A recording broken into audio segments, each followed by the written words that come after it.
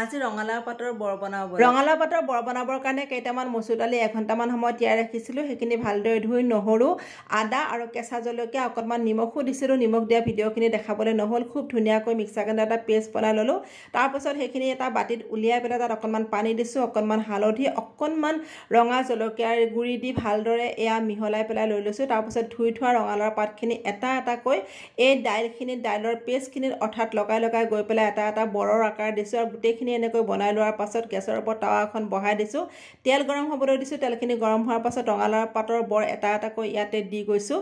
মই এইখিনি তেলতে প্ৰায় 10-12টামান পকৰি ভাজিম। মই আকৌ এবাৰ তেল নিদিওঁ, একেবাৰতে তেলখিনি দি লৈছোঁ। এফালে হৈ গ'ল, আনটো ফাল এয়া ওলোটাই দিছোঁ। এইটো যদি কেতিয়াও খোৱা নাই এবাৰ খাই চাব, বহুত বেছি সোৱাদ হয় খাবলৈ। আজি দুপৰীয়া আলহী আহিছিলে, আলহীয়ে খাই বহুত ভাল পালে। সেইকেইটা নমৰাৰ পাছত আকৌ এইকেইটা বহাই দিলোঁ। ভিডিঅ'টো চাই পেলাই কেনেকুৱা পাইছে কমেণ্ট কৰি জনাবলৈ নাপাহৰিব। আজিলৈ আহোঁ, বাই বাই।